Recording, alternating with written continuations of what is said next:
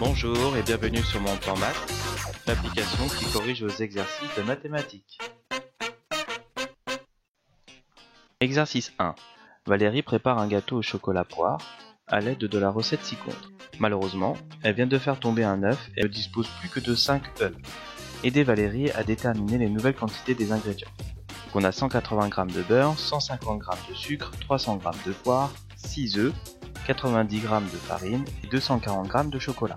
Donc cet exercice c'est typiquement un exercice sur la règle de 3. Donc ici pour les œufs, on a 6 œufs, Valérie va faire tomber un œuf, donc il ne restera plus que 5 œufs. Pour le beurre, on a 180 g. Donc on doit calculer maintenant la nouvelle quantité.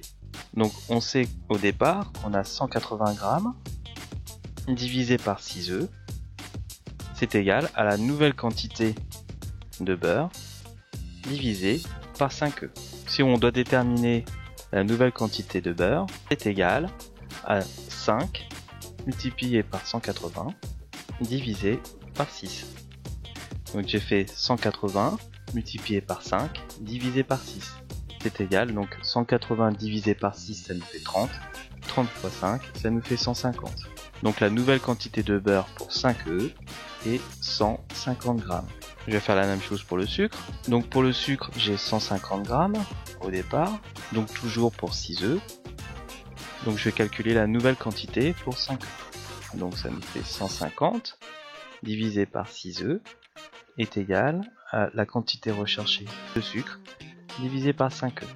Et donc là c'est pareil, donc la quantité de sucre est égale à 5 multiplié par 150 divisé par 6.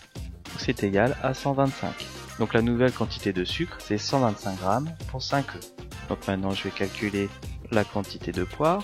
Donc j'ai 300 g pour 6 œufs. Donc je vais faire la même chose. Donc 300 divisé par 6 est égal à la nouvelle quantité de poire divisé par 5. Donc ma quantité de poire est égale à 5 fois 300 divisé par 6. 300 divisé par 6 ça nous fait 50, 50 fois 5 ça nous fait 250. Donc la nouvelle quantité de poire est 250 g. Je vais faire la même chose pour le chocolat. Donc ma quantité de départ c'est 240 g. Donc là j'ai fait 240 pour 6 œufs. C'est égal à la quantité pour 5 œufs divisé par 5.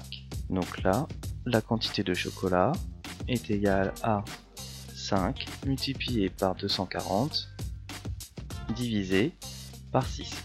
240 divisé par 6 c'est 40, 40 fois 5 ça nous fait 200. Donc la nouvelle quantité de chocolat est 200 g. Enfin je vais finir avec la farine. Pour la farine j'ai une quantité de 90 g.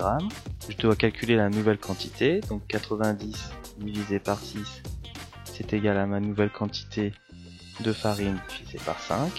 Donc là c'est équivalent bien sûr à ma nouvelle quantité, 5 multiplié par 90 divisé par 6.